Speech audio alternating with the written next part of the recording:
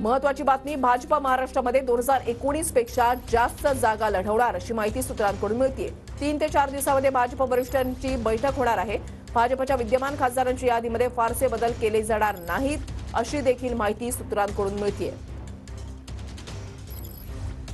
भाजप महाराष्ट्रामध्ये 2019 पेक्षा जास्त जागा लढवणार आहे अशी माहिती मिळते। 22 ते 23 जागा ज्या आहेत ते 2019 मध्ये भाजपने लढवलेल्या होत्या आणि या जागांपेक्षा आता जास्त जागा भाजप महाराष्ट्रामध्ये लढवणार आहे अशी माहिती सूत्रांकडून मिळते। 3 ते 4 दिवसांमध्ये भाजप वरिष्ठांची बैठक होणार आहे अशी देखील माहिती मिळते। भाजप विद्यमान खासदारांच्या यादीमध्ये फारसे बदल नाहीत अशी देखील माहिती मिळते। महत्वाची आणि मोठी बातमी आपण पाहताय।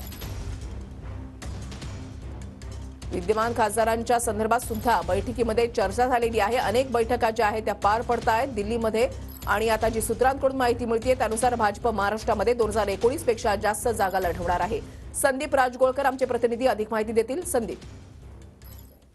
वृषाली, काल खरं तर 2 महत्वपूर्ण बैठका झाल्या। एक कोर कमिटीची बैठक झाली आणि त्यानंतर केंद्रीय निवडणूक समितीची बैठक झाली। त्या बैठकीनंतर सूत्रांकडून ही माहिती समजली की महायुतीतला जागा वाटपाचा जो फॉर्म्युला आहे तो जवळपास आता 80% पोहोचलेला आहे। पण महत्वाची बाब ही आहे की जवळपास अमित शहा मुंबईत आल्यानंतर 2 बैठका झाल्या होत्या। त्यानंतर राजधानी दिल्लीमध्ये देखील मुख्यमंत्री, दोन्ही उपमुख्यमंत्री आणि अमित शहा यांची बैठक झाली होती। मात्र आता तिसऱ्या वेळेला पुन्हा एकदा येत्या 3 ते 4 दिवसांमध्ये अजून एक बैठक होणार आहे आणि त्यानंतरच जागा वाटपाचा फॉर्म्युला जो आहे तो अंतिम निष्कर्षापर्यंत पोहोचणार आहे असं म्हणता येईल।